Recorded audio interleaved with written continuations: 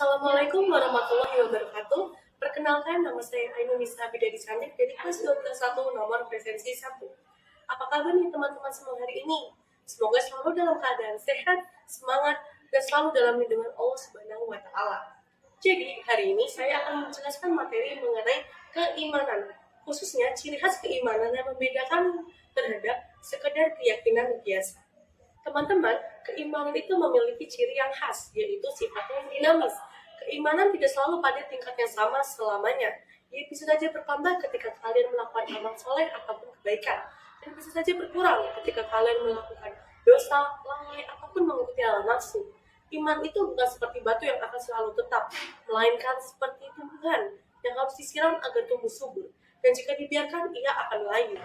Mengenai keimanan seseorang akan bertambah apabila melakukan amal soleh, mayoritas para ulama setuju bahwa keimanan selalu diiringi dengan amal soleh. Bahkan, amal soleh dijadikan sebagai indikator kesehatan iman seseorang. Jika seseorang rajin beribadah, gemar menolong, menjaga lisan, dan menjauhi yang haram, maka keadaan iman orang tersebut sedang kuat. Sebaliknya, jika seseorang merasa ibadah terasa berat, sering menunda kebaikan, dan terbiasa dengan dosa-dosa kecil, maka orang tersebut keadaan imannya sedang rendah. Rasulullah juga mengajarkan bahwa iman memiliki banyak cabang, dari yang tinggi mengucapkan kalimat la ilaha illallah, dan yang terendah menyediakan gangguan di jalan. Itu artinya amal soleh sekecil apapun akan mempengaruhi keimanan kita. Selanjutnya, mari kita perhatikan tanda-tanda yang bisa menjadi cerminan diri kita. Tanda-tanda keimanan seseorang sedang bertambah, ia akan merasa tenang ketika mengingat Allah, ibadah tanpa rasa terpaksa, dan gemar melakukan kebaikan. Sebaliknya, jika keimanan seseorang sedang melemah, ia akan lalai dalam beribadah atau melakukannya asal-asalan. Jika ia melakukan dosa, itu akan terasa biasa saja atau ringan, dan hatinya mudah gelisah dan marah. Nah, selanjutnya, untuk memperkuat pemahaman kita, Allah menjelaskan sifat iman ini dalam surat Al-Anfal ayat 2, yang berarti sesungguhnya orang-orang yang beriman adalah mereka yang apabila disebut nama Allah, gemetarlah hati mereka, dan apabila dibacakan ayat-ayatnya kepada mereka, bertambahlah iman mereka, dan hanya kepada Allah mereka bertawakal. Ayat ini menegaskan bahwa iman akan bertambah ketika kita berinteraksi positif dengan perintah Allah, seperti mendengarkan nasihatnya, menjauhi larangannya, membaca Al-Quran, berzikir, dan masih banyak lagi. Teman-teman, dengan memahami bahwa keimanan memiliki sifat yang dinamis, seharusnya menjadikan kita lebih semangat dan waspada dalam menjaga keimanan kita. Jangan merasa puas dengan iman yang kita miliki saat ini, karena bisa saja berkurang sewaktu-waktu tanpa kita sadari. Teruslah berbuat kebaikan, jauhi diri dari maksiat. Pada intinya, kita harus melakukan perintah Allah dan menjauhi larangannya. Cukup sekian materi yang saya sampaikan. Jika ada salah kata, mohon maaf yang sebesar-besarnya. Kurang lebihnya mohon maaf. Dan terima kasih sudah menyaksikan. Wassalamualaikum warahmatullahi wabarakatuh. Assalamualaikum warahmatullahi wabarakatuh. Perkenalkan, nama saya Geni Sanendra, nomor presensi 13. Di sini saya akan mempresentasikan tentang tafsir dari Imam Ibnu Katsir tentang tiga golongan manusia dalam mengamalkan ajaran Islam yang beliau simpulkan berdasarkan Quran surat Fatir ayat 32. Berikut adalah terjemahan ayat tersebut. Dan kemudian kami wariskan kitab Al-Quran kepada orang-orang yang kami pilih dari hamba-hamba kami. Lalu diantaranya ada orang yang menganiaya diri sendiri, ada yang pertengahan, dan ada pula yang berbuat kebaikan terlebih dahulu dengan izin Allah. Yang demikian adalah karunia yang besar. Di antara ketiga golongan tersebut, golongan pertama yaitu golongan yang menganiaya diri sendiri atau selimun li nafsi, yaitu golongan ini adalah golongan terendah dari ketiga golongan tersebut. Mereka adalah orang-orang yang masih beriman tapi masih sering lalai dan sering melanggar perintah Allah Subhanahu wa taala. Iman mereka tetap ada tetapi masih belum sempurna. Contohnya seperti orang yang sering meninggalkan sholat tepat waktu, masih sering berkata kasar, dan meninggalkan kewajiban yang lainnya. Lalu yang kedua adalah golongan yang pertengahan atau muktasid, yaitu orang-orang yang memiliki yang menjaga kewajiban dan menjauhi larangan, tetapi masih jarang melakukan amalan sunnah. Mereka menjalani agama dengan seimbang, cukup selamat dan terjauh dari larangan. terhindar dari dosa besar, namun belum mencapai tingkat istimewa. Lalu yang ketiga adalah golongan yang lebih dulu berbuat kebaikan, sabiqul bil khairat, yaitu orang-orang yang bersegera dan bersemangat saat melakukan kewajiban, menjauhi larangan, dan memperbanyak amalan sunnah. Contoh dari sabiqul bil khairat yaitu para ulama, mujahidin, siddiqin, dan para pendukung agama. Golongan ini adalah bukti gambaran nyata dari makna kehidupan yang bermakna, seperti dari judul bab kedua ini. Ketiganya sama-sama umat Islam yang diwarisi kitab Al-Quran, tetapi ketiganya memiliki derajat yang berbeda sesuai amalnya masing-masing. Sekian dari presentasi saya, mohon maaf bila ada salah kata. Wassalamualaikum warahmatullahi wabarakatuh. Halo, saya Vincent Arkan, presensi 12 akan menjelaskan apa makna dari gambar 2.4 berkaitan dengan tema bab 2 kita kali ini, yaitu hidup dalam bermakna. Jadi dalam hidup bermakna itu terdapat 3 pondasi utama dalam Islam, yaitu iman, Islam, dan ihsan. Pertama, iman. Iman itu adalah keyakinan atau percaya. Jadi dalam Islam kita yakin bahwa Allah, malaikat-malaikatnya, rasul-rasulnya, kitab-kitabnya, hari akhir, dan qada dan qadar itu ada, dan kita percaya itu ada. Jadi dalam gambar 2.4 itu terdapat sekumpulan orang yang sedang melakukan sholat berjamaah. Jadi kita yakin kalau sholat itu adalah perintah yang diberikan Allah untuk kita. Jadi kita melakukan sholat dengan sungguh-sungguh. Yang kedua ada Islam. Islam secara bahasa artinya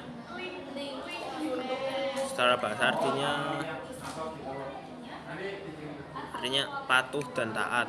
Jadi kita selalu mematuhi dan menaati aturan yang sudah Allah berikan kepada kita sebagai umatnya.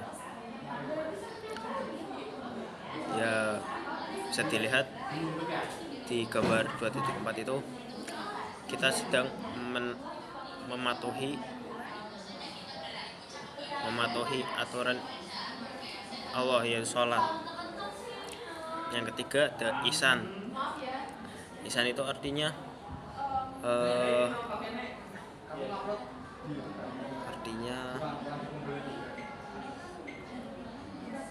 keyakinan yang sedalam-dalamnya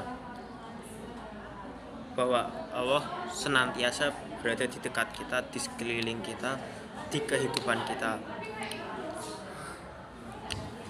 Ya, jadi gambar 2.4 berarti kita melakukan sholat dengan khusyuk karena sadar bahwa Allah sedang melihat kita, sedang melihat perilaku kita, sedang melihat tindakan kita, sehingga kita melakukan sholat dengan khusyuk.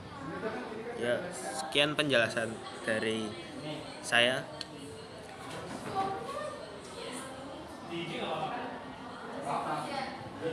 Ya, sekian, terima kasih. Wassalamualaikum warahmatullahi wabarakatuh.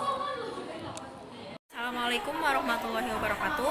Perkenalkan, nama saya Kaila Kalis Putri Pramesti, nomor presensi 17 dari kelas 12.1. Di sini saya akan menjelaskan gambar 2.5, yaitu gambar gotong royong yang dikaitkan dengan tema indahnya kehidupan bermakna.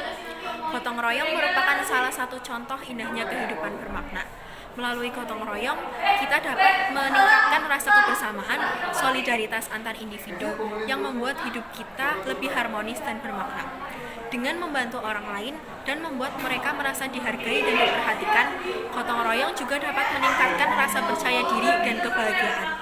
Selain itu, gotong royong juga meningkatkan kesadaran solidaritas dan empati antar individu yang membuat kehidupan lebih peduli dan bermakna. Gotong royong dapat diartikan sebagai salah satu bentuk pengamalan nilai-nilai agama dan budi pekerti yang baik. Dengan melakukan gotong royong, kita dapat mengamalkan nilai-nilai seperti kasih sayang, empati, dan solidaritas, yang merupakan nilai-nilai yang sangat penting dalam kehidupan bermasyarakat. Gotong royong juga dapat membantu kita untuk memahami dan menghayati nilai-nilai agama dan budi pekerti, serta menerapkannya dalam kehidupan sehari-hari. Melalui gotong royong, kita dapat menciptakan kehidupan yang lebih harmonis, peduli, dan bermakna. Gotong royong juga dapat membantu kita untuk meningkatkan kualitas hidup kita sebagai manusia yang hidup dalam masyarakat. Dengan gotong royong, kita dapat membangun masyarakat yang lebih baik, lebih peduli, dan lebih harmonis. Selain itu, gotong royong juga dapat membantu kita untuk mengembangkan rasa tanggung jawab sosial, empati, solidaritas yang sangat penting dalam kehidupan bermasyarakat. Dengan demikian, gotong royong merupakan salah satu contoh kehidupan yang bermakna, yang dapat membantu kita untuk meningkatkan kesadaran sosial, empati, dan solidaritas antar individu, serta menciptakan kehidupan yang lebih harmonis, peduli, dan bermakna. Sekian penjelasan materi dari saya. Mohon maaf apabila masih banyak kekurangan.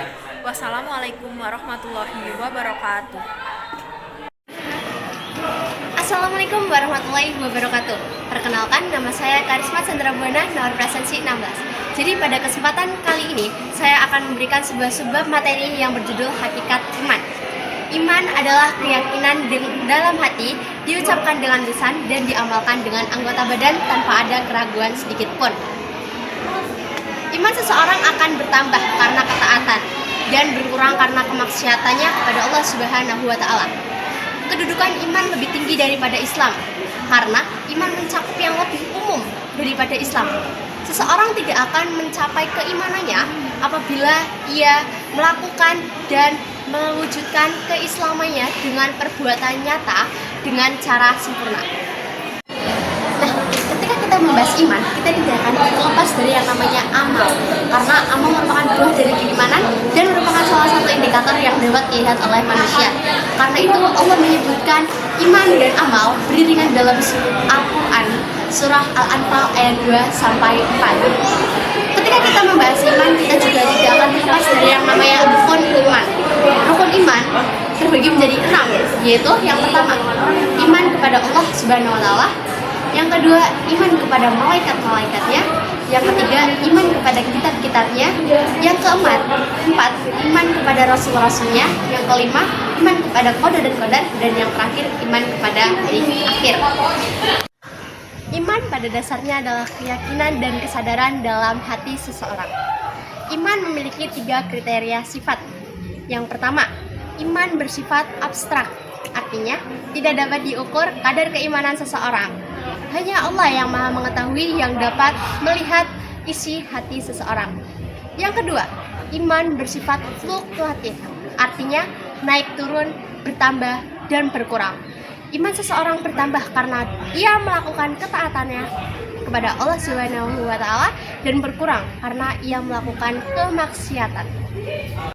Nah, yang terakhir, yang ketiga, iman memiliki tingkatan. Artinya, tingkat dan kadar iman dalam hati seseorang berbeda. Tidak ada yang sama. Ada yang kuat, sedang, dan lemah imannya. Nah, baik itu tadi beberapa materi tentang hakikat iman yang dapat saya sampaikan. Semoga dapat bermanfaat bagi kita dan semuanya. Wassalamualaikum warahmatullahi wabarakatuh. Assalamualaikum warahmatullahi wabarakatuh. Perkenalkan, nama saya Syaul Islam Melano, presensi 32, kelas 12.1. Di sini saya akan mempresentasikan atau menjelaskan mengenai hubungan antara iman, Islam, dan ihsan. Jadi teman-teman, mulai dari satu persatu, iman sendiri jika dianggapkan sebuah bangunan, iman adalah pondasinya, teman-teman. Jadi pondasi kita untuk melangkah ke kehidupan selanjutnya, yaitu di akhirat. iman adalah fondasi kita dalam beragama Islam.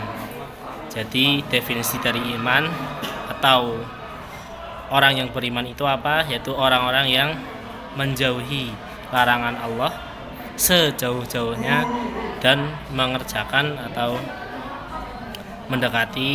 mengerjakan perintah Allah semampunya. Dalam maksud yang wajib-wajib itu harus dikerjakan, namun untuk sunnahnya sendiri itu semampunya. Ya, dalam hadis diterangkan ada 3 golongan orang yang beriman atau orang yang beragama Islam, yaitu ada 3 golongan. Yang pertama ada dolimul nafsi, yaitu orang-orang yang zolim atau orang-orang yang tidak beriman kepada Allah, selalu mengerjakan larangan-larangan yang dilarang oleh Allah. Selanjutnya ada muqtasidun, yaitu orang-orang yang setengah-setengah di mengerjakan kemaksiatan tapi dia juga mengerjakan kebaikan. Contohnya apa? Contohnya di zaman sekarang para pemuda, yaitu orangnya itu rajin sholat, rajin puasa, rajin zakat dan lain-lain, tetapi dirinya tetap pacaran, terus mabuk-mabukan, terus main judi online dan lain-lain. Ya, itu adalah golongan orang-orang muqtasidun. Yang terakhir ini adalah golongan yang spesial, yaitu fastabiqul khairat, yaitu orang-orang yang fokus, orang-orang yang hanya selalu mengerjakan amal soleh atau amal kebaikan. Nah, Islam selanjutnya adalah Islam. Islam adalah wadahnya, yaitu berisi tentang langkah-langkah atau tujuan, terus bagaimana caranya dalam beribadah. Selanjutnya ada ihsan. Ihsan adalah praktek langsung untuk mengerjakan amal soleh. Jadi kesimpulannya, setelah kita mempunyai pondasi, kita mempunyai iman, lalu kita mempunyai Islam, mempunyai langkah-langkah, mempunyai cara untuk bagaimana untuk mengamalkan kebaikan, beramal soleh, dan selanjutnya kita ihsan, kita mengerjakan, kita mengerjakan atau mematuhi perintah-perintah yang sudah diberikan Allah, baik itu wajib maupun sunnahnya, dan menjauhi larangan-larangan Allah sejauh-jauhnya. Jadi mungkin cukup sekian presentasi dari saya. Banyak salah dan kurangnya saya minta maaf yang sebesar-besarnya. Wassalamualaikum warahmatullahi wabarakatuh. Assalamualaikum warahmatullahi wabarakatuh. Saya Septian Setia Pamungkas, nomor absen 31. Saya di sini akan mempresentasikan tentang surat Ali Imran ayat 85. Surat Ali Imran ayat 85 berkata, "Dan barang siapa yang mencari agama selain Islam, dia tidak akan diterima, dan di akhirat dia termasuk orang yang merugi." Isi kandungan dari surat Ali Imran ayat 85. Yang pertama, Islam adalah salah satu agama yang diterima Allah. Ayat ini menegaskan bahwa agama yang benar ada di sisi Allah hanyalah Islam. Yang kedua, tidak ada keselamatan di luar Islam. Siapapun yang menolak atau mencari jalan hidup selain Islam, meski ia merasa benar, tidak akan diterima amalnya di sisi Allah. Selanjutnya, hikmah surat Ali Imran ayat 85. Yang pertama, menegaskan keimanan yang kokoh. Ayat ini mengajarkan agar setiap muslim memiliki keyakinan dan keteguhan bahwa Islam adalah agama yang diridhoi Allah dan menjadi suatu jalan menuju keselamatan di dunia dan akhirat. Yang kedua, menghindari perpecahan akidah. Dalam konteks sosial, ayat ini mengingatkan umat agar tidak mencampurkan keyakinan dengan ajaran lain yang tertentang. Yang ketiga, menegaskan pentingnya ketaatan pada wahyu Allah SWT. Islam bukan hanya soal ritual, tapi juga ketaatan total kepada Allah SWT yang sudah disampaikan melalui Nabi Muhammad SAW. Yang keempat, peringatan tentang kehidupan setelah mati. Ayat ini juga menjadi peringatan bahwa dunia hanya tempat sementara dan manusia akan bertanggungjawabkan pilihannya di akhirat. Yang kelima, memberikan panduan untuk mengikuti jalan yang benar. Dengan memahami ayat ini, seorang muslim didorong untuk terus memperbaiki diri, mempelajari agama dengan sungguh-sungguh, dan menjauhi diri dari hal-hal yang negatif. Yang keenam, mengutamakan semangat takwa. Ayat ini juga menjadi motivasi bagi umat Islam untuk bertakwa. mengajak orang yang pada Islam dengan hikmah dan cara yang baik, agar mereka tidak termasuk golongan yang merugikan di akhir nanti. Sekian presentasi dari saya. Bila ada salah kata atau perbuatan, mau dimaafkan. Semoga bermanfaat. Terima kasih. Wassalamualaikum warahmatullahi wabarakatuh. Assalamualaikum warahmatullahi wabarakatuh. Teman-teman sekalian, saya di sini akan menjelaskan materi tentang hakikat iman berdasarkan hadis Nabi Muhammad SAW yang menjelaskan tentang bagaimana manusia merasakan manisnya iman dalam dirinya.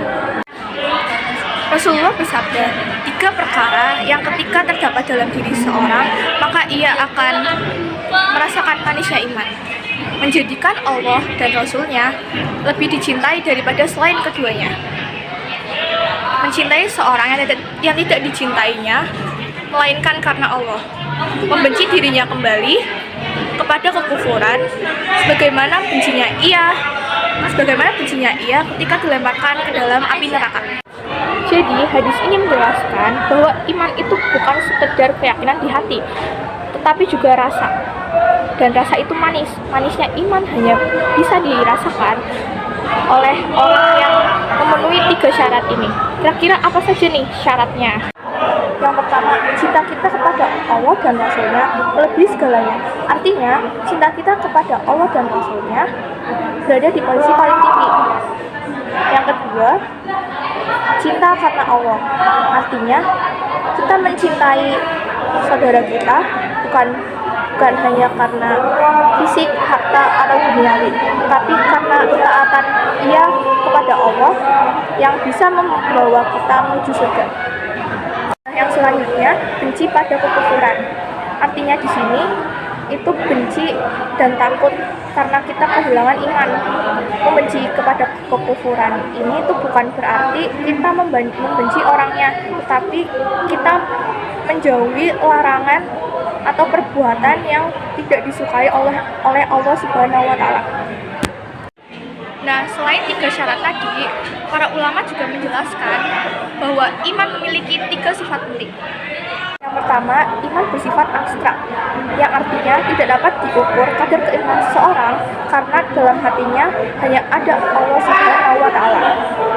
Yang kedua, iman bersifat fluktuatif, artinya naik turun, bertambah karena melakukan ketaatan, berkurang karena ia melakukan kemaksiatan.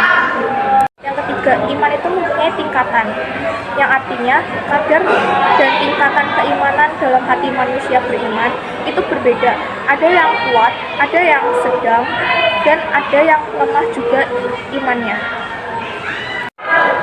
Sekian presentasi dari saya. Mohon maaf jika ada kesalahan materi atau kata yang saya ucapkan. Sekian. Wassalamualaikum warahmatullahi wabarakatuh. Assalamualaikum warahmatullahi wabarakatuh. Perkenalkan, nama saya Rosalia Lestari. Di sini saya akan menjelaskan terkait hubungan iman, Islam, dan ihsan. Iman merupakan pondasi awal. Kita ibaratkan iman adalah pondasi sebuah rumah dan Islam adalah bangunan yang berdiri di atasnya. Nah, jika iman seseorang melemah, pasti keislamannya juga cenderung akan melemah. Contoh realistis dalam kehidupan kita adalah ketika kita menunda-nunda pelaksanaan sholat, maka kita juga akan pasti sangat malas untuk mengerjakan atau bahkan tidak mengerjakan sama sekali. Imam Ibnu Katsir menjelaskan dalam tafsirnya ada 3 macam orang yang mengamalkan agama Islam. Yang pertama adalah orang yang zalim kepada dirinya sendiri, yaitu orang yang menjalankan kewajibannya tetapi masih menjalankan larangannya, yaitu orang yang menjalankan ibadah atau melakukan sholat tetapi dia tetap melakukan maksiat seperti pacaran dan lain-lain sebagainya. Orang yang kedua adalah orang yang tidak berlebihan, yaitu orang yang menjalankan kewajibannya dan menjauhi larangannya, tetapi dia tidak melakukan ibadah sunnah dan masih menjalankan kemakruhannya. Yang ketiga adalah orang yang berlomba-lomba dalam kebaikan, yaitu orang-orang yang menjauhi segala bentuk larangannya, termasuk kemaksiatan, dan dia selalu menjalankan kewajiban-kewajiban serta ibadah-ibadah sunnah yang harus dijalankan. Golongan yang saya sebut terakhir tadi adalah golongan orang-orang yang bisa masuk surga tanpa adanya hisab, yaitu golongan orang-orang yang istimewa dan sempurna. Iman terkadang menjadi kuat, iman juga terkadang menjadi lemah. Amal perbuatanlah yang mempengaruhi hati. Sebagai hamba, kita tidak hanya menjalankan kewajibannya dan juga menjauhi larangannya, tapi bagaimana caranya kita bisa mendapat terkesan bernilai plus di hadapannya. Bagaimanapun kita hanyalah hamba, sekuat tenaga kita bekerja, menjalankan ibadah serta menjauhi larangannya. Kita hanyalah untuk mencari ridhonya. Disitulah hakikat ihsan. Baik, sebelumnya, Assalamualaikum warahmatullahi wabarakatuh. Perkenalkan, nama saya Raya Syaramadani, saya nomor presensi 27 dari kelas 12.1. Di sini saya akan menerangkan sifat qanaah berhubungan dengan tema dari bab 2, yaitu indahnya kehidupan bermakna. Terima kasih, selamat menyaksikan. Nah, jadi sesuai dari tema dari bab 2, yaitu indahnya kehidupan bermakna. Jadi kehidupan bermakna ini tidak dapat diukur melalui harta maupun jabatan, tetapi dari hati yang tulus dan selalu bersyukur.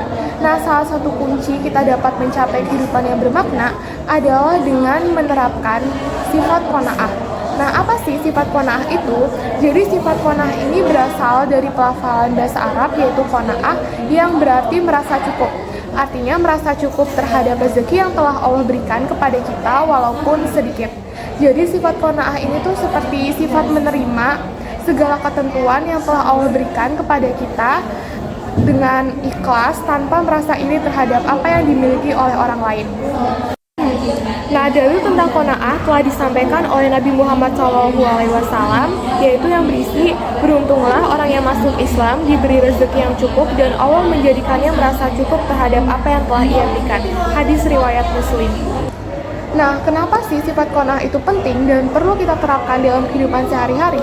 Karena sifat qanaah ini akan membuat hidup kita lebih tenang dan berarti. Orang yang qanaah tidak akan mengukur kehidupannya melalui harta ataupun jabatan, tetapi dari rasa syukur dan kesabaran.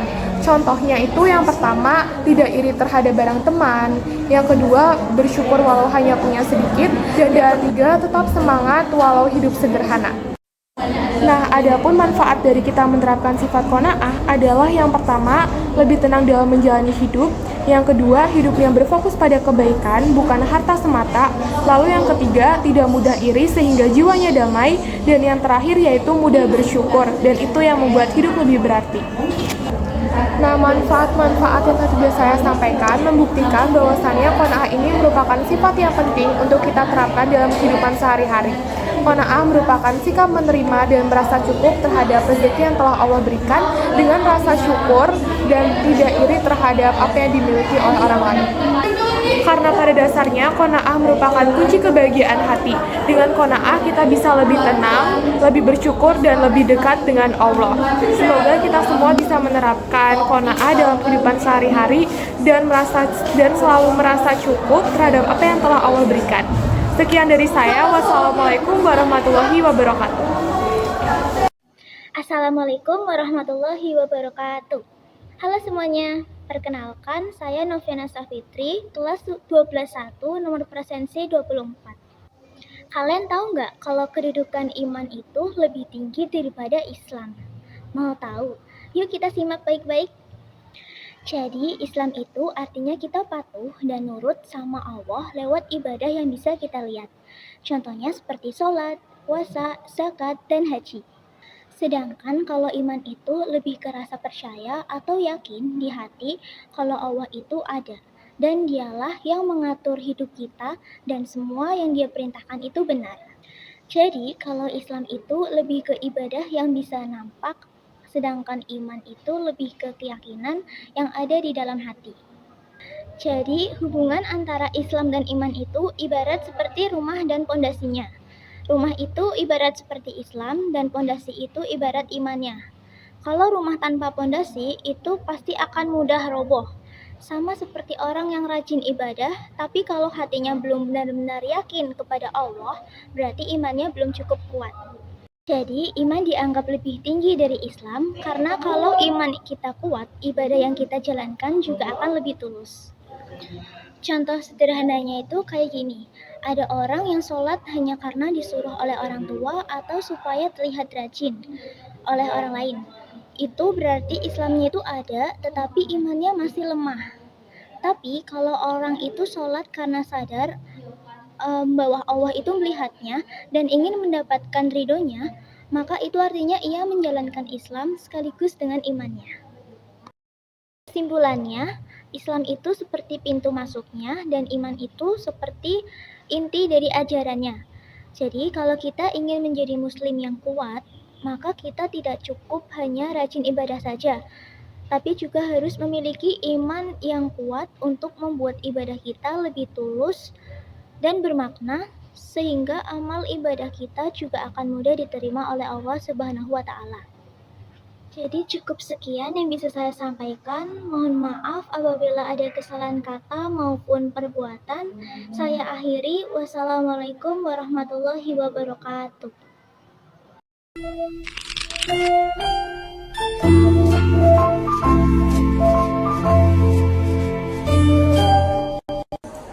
Assalamualaikum warahmatullahi wabarakatuh. Halo semuanya, perkenalkan nama saya Tiara Lydia Maharani, nomor presensi 22. Pada kesempatan kali ini, saya akan membahas karakter siswa-siswi SMA Negeri 1 Pemalang yang mencerminkan sifat ihsan.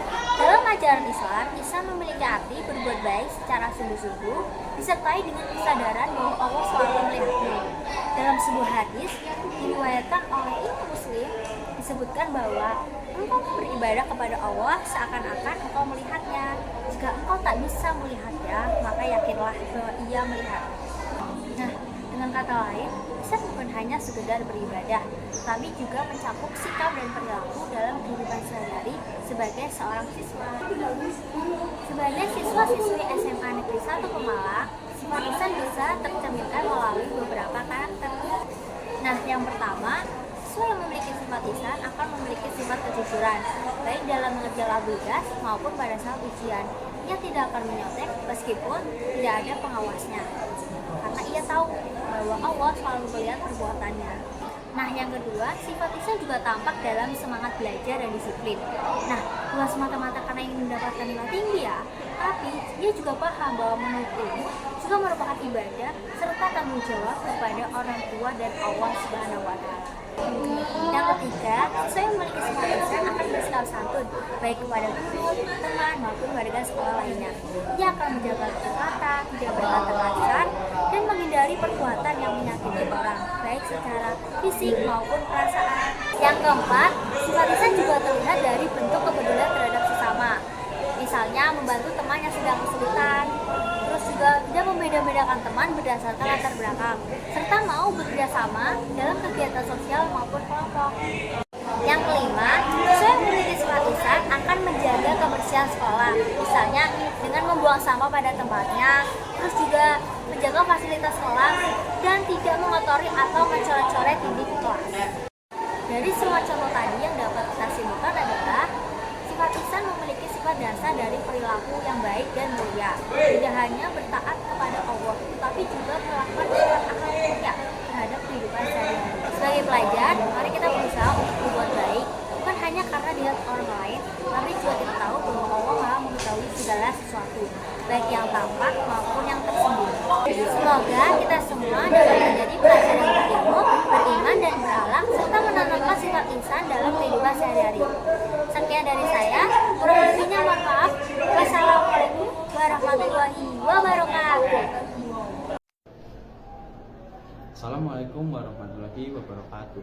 Perkenalkan, nama saya Muhammad Nurhid, presensi 21 dari kelas 12.1. Di video ini saya akan menjelaskan, mempresentasikan gambar 2.3, yaitu menuju ke masjid, menjelaskan makna tersiratnya dan hubungannya pada bab 2, indahnya kehidupan bermakan. Jadi pada gambar 2.3 kita melihat seorang ayah, ibu, dan anak berjalan bersama menuju masjid. Makna tersirat dari gambar ini adalah pentingnya membiasakan diri mendatangi tempat ibadah sebagai bentuk ketaatan kepada Allah. Perjalanan menuju masjid bukan sekedar langkah fisik, tetapi juga perjalanan hati yang dipenuhi niat baik dan rasa cinta kepada Allah. Dengan berjalan menuju masjid, kita menunjukkan rasa hormat dan penghargaan terhadap rumah Allah sebagai pusat kegiatan ibadah dan pembinaan umat. Ini sekaligus menjadi sarana melatih diri untuk disiplin, tepat waktu, dan menomorsatukan kewajiban agama di atas urusan dunia. Gambar ini berkaitan erat dengan bab 2, indahnya kehidupan bermakna. Karena menuju masjid adalah salah satu cara menghidupkan iman, Islam, dan ihsan dalam kehidupan sehari-hari. Iman mendorong kita untuk memenuhi panggilan Allah. Islam mengajarkan tata cara hidup yang benar, dan ihsan membuat kita sadar bahwa setiap langkah dilihat oleh Allah. Selain itu, pergi menuju masjid bersama keluarga atau masyarakat dapat mempererat hubungan sosial, menumbuhkan rasa kebersamaan, dan membentuk lingkungan yang rukun. Dengan demikian, langkah menuju masjid adalah langkah menuju kehidupan yang lebih bermakna, penuh berkah, dan membawa ketenangan batin. Wassalamualaikum warahmatullahi wabarakatuh. Assalamualaikum warahmatullahi wabarakatuh. Nama saya Muhammad Sunan Arifin, presensi 19. Di sini saya akan mempresentasikan gambar 2.2 yang berjudul Menikmati Alam. Selamat menyaksikan. Secara harfiah, menikmati berarti merasakan kesenangan, kepuasan, atau kegembiraan dari sesuatu. Alam berarti segala sesuatu yang ada di langit dan di bumi selain Allah, termasuk makhluk hidup, benda mati, dan bentuk alam. Jadi menikmati alam secara harfiah berarti merasakan kesenangan atau kepuasan dari segala ciptaan yang ada di langit dan di bumi. Dalam Islam, menikmati alam bukan sekedar memandang atau memanfaatkan untuk kesenangan, tetapi lebih kepada menghargai, mensyukuri, dan memanfaatkan sesuatu sesuai tuntunan Allah. Yang pertama, definisi menikmati alam dalam Islam. Menikmati alam berarti menggunakan indera pikiran dan hati untuk merasakan keindahan, manfaat, dan kebesaran ciptaan Allah dengan sikap syukur dan tidak merusak. Hal ini ditegaskan dalam Quran yang berbunyi, "Dialah yang menjadikan bumi untuk kamu yang mudah dijelajahi, maka berjelajahlah di segala penjurunya, dan makanlah dari rezekinya, dan hanya kepadanya lah kamu kembali." Quran Surat Al-Mulk ayat 15.